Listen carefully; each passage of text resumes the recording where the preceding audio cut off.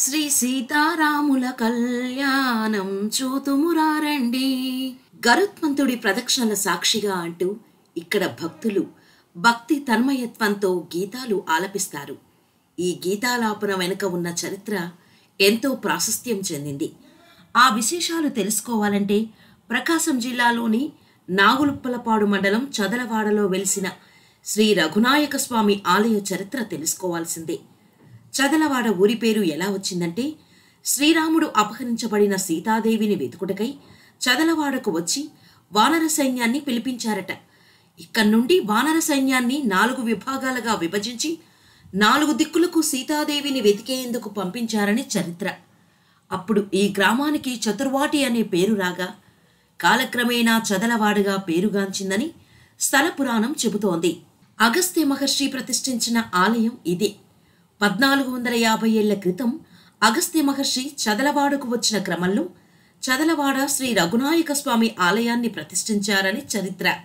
అలాగే ఆలయ విమాన గోపుర కలశం క్రీస్తు శకం 461 సంవత్సరాలలో ప్రతిష్ఠ జరిగినట్టుగా ఇక్కడి కలశంపై లిఖించబడి నేటికీ ఉంది.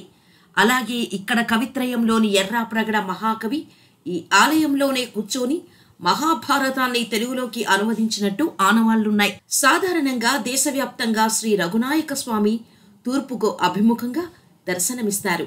కానీ ఇక్కడ దేశంలో ఎక్కడా లేని విధంగా స్వామివారు దక్షిణ వైపులో భక్తులకు దర్శనమిస్తారు.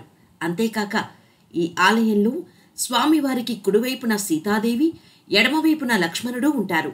చదలవాడలో శ్రీ రఘునాయక స్వామి కళ్యాణం శ్రీరామనవమి తర్వాతే నిర్వహించడం ఆనవాయితీ. స్వామివారి కళ్యాణాన్ని తిలకించేందుకు జిల్లాల నుండే కాకుండా దేశ విదేశాల నుండి వస్తారు. అశేషంగా హాజరైన భక్త జనసందోహం మధ్య స్వామివారి కళ్యాణం వైభవంగా నిర్వహిస్తారు. గరుత్మంతుడి ప్రదక్షిణ తర్వాతే తలంబ్రాలు. చదలవాడ శ్రీ రఘునాయక స్వామి ఆలయానికి ఎన్నెన్నో చారిత్రక దృశ్యాలు నేటికి భక్తుల కనులకు కనువిందు చేస్తాయి. ప్రధానంగా ఇక్కడ శ్రీ సీతారాముల కళ్యాణం నిర్వహించాలంటే గరుత్మంతుడి ప్రదక్షిణ జరగాల్సిందే. ఆ కళ్యాణం రోజు గరుత్మంతుడి రాకకై స్వామివారికి ప్రత్యేక పూజలు నిర్వహిస్తారు. ప్రసన్నుడైన గరుత్మంతుడు ఆలయ ప్రతిష్ఠ నుండి ఇప్పటి వరకు ప్రతి ఏడాది స్వామివారి కళ్యాణం జరిపేందుకు వస్తారని భక్తుల విశ్వాసం.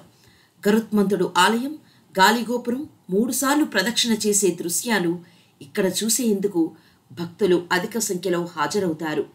గరుత్మంతుడి ప్రదక్షిణ తర్వాతే స్వామివారి కళ్యాణం నిర్వహించడం ఇక్కడ ఆనవాయితీ. అయితే గరుత్మంతుడి రాకను కెమెరాలలో బంధించేందుకు భక్తులు అత్యంత ఆసక్తి కనబరుస్తారు. కోరిన కోరికలు తీర్చే గరుడ ప్రసాదం, భక్తుల కోరిన కోరికలు తీర్చే కొంగు బంగారంగా ఇక్కడ గరుడ ప్రసాదం ప్రఖ్యాతి. స్వామివారి కళ్యాణం అనంతరం గరుడ ప్రసాదాన్ని భక్తులకు అందజేస్తారు. గరుడ ప్రసాదం స్వీకరిస్తే చాలు ఏ కోరికైనా నెరవేరుతుందని ఇక్కడి భక్తుల విశ్వాసం. అందుకే కళ్యాణం రోజు భక్తుల రాకతో ఆలయం కిటకిటలాడుతోంది.